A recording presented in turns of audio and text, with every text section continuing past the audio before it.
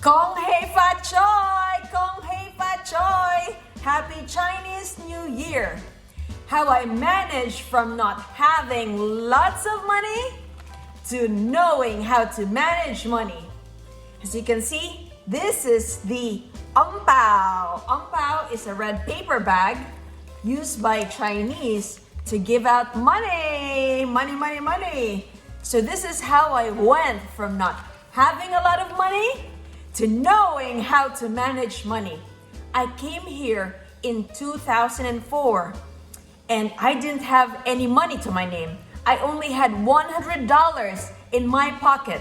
And my mom, before she left me to go back to the Philippines, she left me with $1,000, hoping that that $1,000 could last me for 12 months until I get into a U.S. residency training program. And thank God, I got in and matched at the U.S. residency training program. From then on, my $100 plus $1,000 that my mom left for me for 1 year turned into $10,000. And from $10,000, I graduated from my residency training program. I then became a fellow and then became an attending physician. So that $10,000 became $100,000. Now, the problem is I was not financially educated. So what I did, just like with any other Americans, is to have the American dream. So my husband and I bought our first primary home. It was a condo and it was so beautiful, overlooking the Christina River. So I have the view of the morning sunrise and the view of the people enjoying the flow of the river. So I didn't know about it. We bought it with our emotions. So what happened when we decided to move out of Delaware to Pennsylvania, we tried to sell it in 2009. And you know what happened in 2008? The housing crisis. You are right. So we were in the middle of this 2008 crisis. So even if my husband and I paid every month religiously to our lenders, to our bankers, our property's value was going down no matter what we do. So from that experience, that primary home, which we still own today, and that gives me a great story, that primary home made me realize I've got to do something on my personal finance.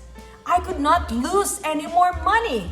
So what I did, after having that experience, being an emergency landlord in 2009, in 2012, I decided to put my control of my finances.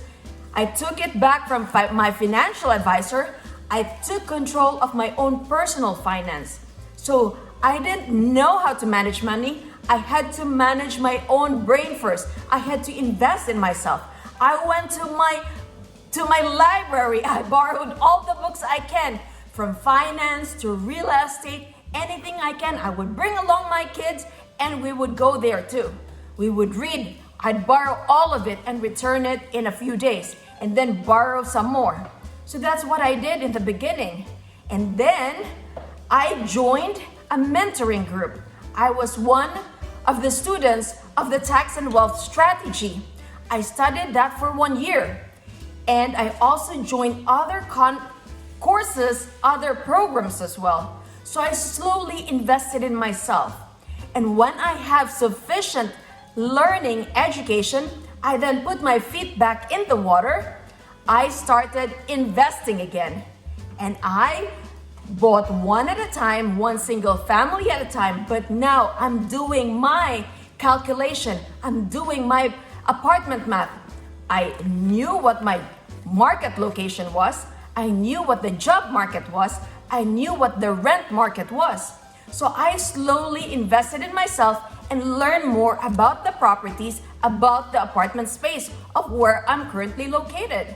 So that's what I did. And now, between my husband and I, we manage 67 apartment units. So if I can do it, guys, coming into the United States with $100 in my own pocket, now to managing more than 8-figure net properties, you can do it as well too.